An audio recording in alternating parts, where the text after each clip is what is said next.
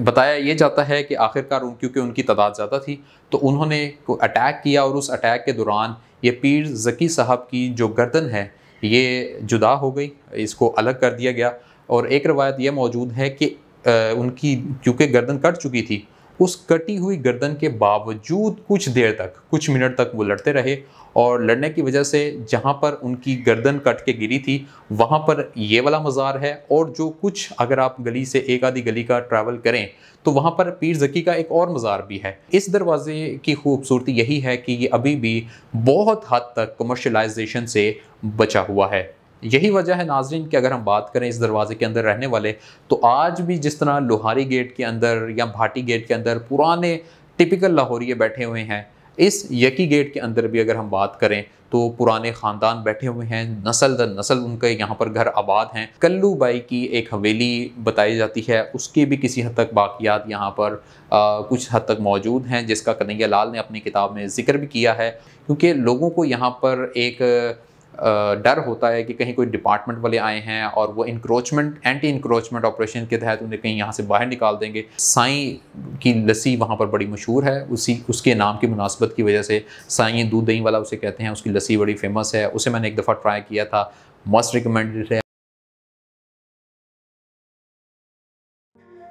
बिस्मिल्लाहिर्रहमानिर्रहीम। अस्सलाम वालेकुम नाज़रीन, देख रहे हैं आप व्लॉगमेंट्री और एक मरतबा फिर आपका मेज़बान साद ज़ाहिद आपकी खिदमत में हाजिर है डोर्स ऑफ लाहौर सीरीज़ के एक और पार्ट के साथ। नाज़रीन, पिछले जितने एपिसोड कवर किए हैं आज उसी की एक कंटिन्यूटी है और आज जिस दरवाज़े का मैं तस्करा आपके सामने करने लगा हूँ, इस दरवाज़े का नाम जो है वो यकी गेट है।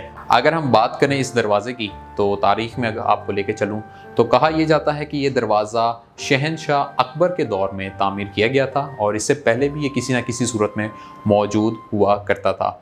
आज की अगर हम बात करें तो ये दरवाज़ा अपना वजूद नहीं रखता। इस दरवाज़े को बताया ये जाता है कि क्योंकि ये कमज़ोर हो चुका था, काफ़ी ज़्यादा जो है खस्ताहाली का शिकार था, तो इसे जिस तरह बाकी दरवाज़ों को अंग्रेज़ों के दौर में गिराया गया था जो खस्ताहाल थे, उसमें ये यकी गेट भी शामिल था। अब बात करते हैं नाज़रीन इसके नाम के ऊपर, जो इसका नाम है यकी गेट, इसे यकी गेट क्यों कहा जाता है। अब इस हवाले से नाज़रीन दो रिवायात मौजूद हैं, वो दोनों मैं आपके साथ शेयर करता हूँ।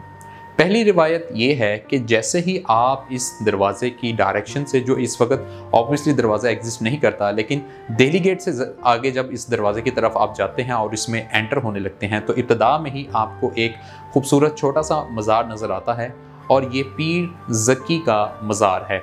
इस मज़ार के जो शख्सियत हैं जिनका नाम पीर ज़की था, उनके नाम से मंसूब इस दरवाज़े का नाम किसी दौर में हुआ करता था ज़की गेट, लेकिन वक्त के चलते उसे तब्दील कर दिया गया। अगर हम इनकी बात करें पीर ज़की साहब की, तो इनकी तारीख़ अगर हम पढ़ें तो हमें यही पता लगता है कि ये वो शख्सियत हैं जो कि सलातीनी दिल्ली के दौर में, यानी मुग़लों से भी पहले जब तातारी लाहौर पर हमलावर हुए थे, तो इनके बारे में बताया ये जाता है कि इन्होंने बड़ी जवामर्दी से इस इलाके का और इस जो दरवाज़ा था जिसका नाम ज़की गेट था उसको बचा के रखा हुआ था, उसको बाहर से होने वाले मुहासरे से बचाने की कोशिश कर रहे थे और काफ़ी देर तक जो है और काफ़ी दिनों तक ये उनके ख़िलाफ़, तातारियों के ख़िलाफ़ बड़ी मजबूती के साथ लड़ते रहे। फिर बताया ये जाता है कि आखिरकार क्योंकि उनकी तादाद ज़्यादा थी तो उन्होंने अटैक किया और उस अटैक के दौरान ये पीर ज़की साहब की जो गर्दन है ये जुदा हो गई, इसको अलग कर दिया गया।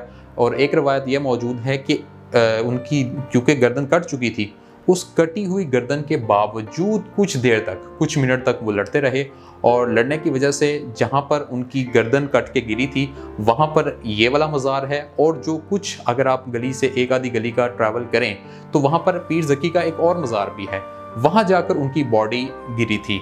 तो जहाँ पर उनकी बॉडी गिरी वहाँ पर एक और मज़ार बना दिया गया। तो पीर ज़की के दो मज़ार हैं इस वक्त यकी गेट के अंदर और पीर ज़की के नाम से कहा यह जाता है कि अकबर ने जब इस दरवाज़े को बनाया तो उन्होंने इसका नाम तब्दील नहीं किया और इसका नाम ज़की गेट रखा गया।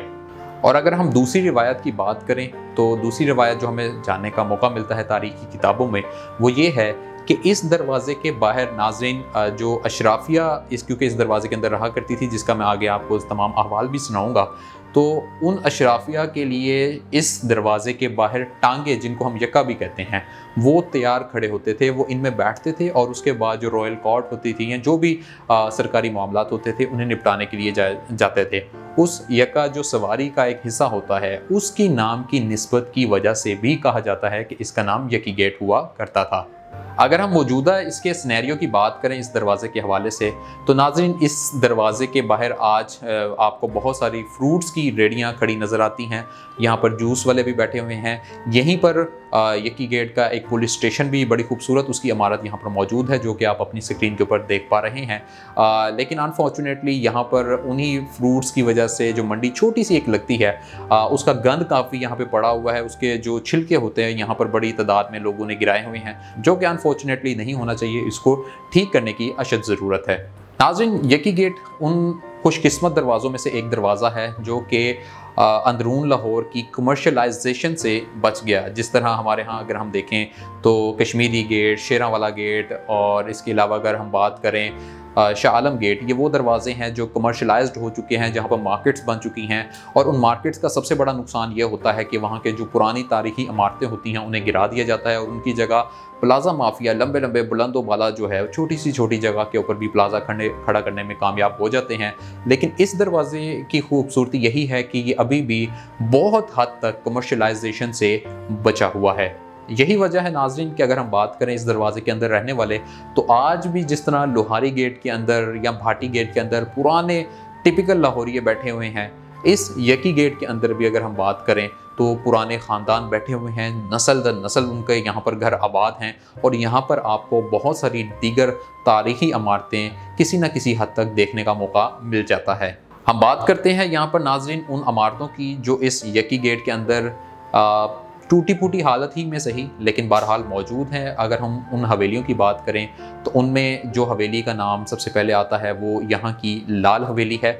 और नाज़रीन याद रखिएगा कि ये वो लाल हवेली नहीं है जो कि इंशाल्लाह जिसके ऊपर मैंने ईद के बाद वीडियोस बनानी है, वो एक अलग लाल हवेली है। यहाँ पर भी एक लाल हवेली के जो बाक़ियात हैं वो नज़र आती हैं। और उस हवेली के बारे में ये बताया जाता है कि उसे महाराजा रंजीत सिंह ने अपने रॉयल कोर्ट के एक अहम मुलाजिम के लिए तोहफ़तन बनाकर उसे पेश की थी, जो उसने कबूल की थी। एक यहाँ पर लाल हवेली के हमें आसार कुछ ना कुछ किसी हद तक नज़र आते हैं। फिर अगर इसके अलावा हम दूसरी एक अहम इमारत की बात करें या हवेली की बात करें तो यहाँ पर कल्लू बाई की एक हवेली बताई जाती है। उसकी भी किसी हद तक बाक़ियात यहाँ पर कुछ हद तक मौजूद हैं, जिसका कन्हैया लाल ने अपनी किताब में ज़िक्र भी किया है। और इस हवेली के हवाले से यही कहा जाता है कि एक नवाब साहब थे, उन नवाब साहब ने अपनी एक महबूबा जिसका नाम कल्लू बाई था उसके लिए ये हवेली बनाई थी और उसे गिफ्ट की थी। इसके अलावा यहाँ पर एक और हवेली जो कि एक हिंदू फैमिली के साथ मंसूब है, उसे राजा इंद्रनाथ की हवेली कहा जाता है। ये भी कहा जाता है कि इस हवेली के भी किसी हद तक कुछ बाक़ियात आज मौजूद है।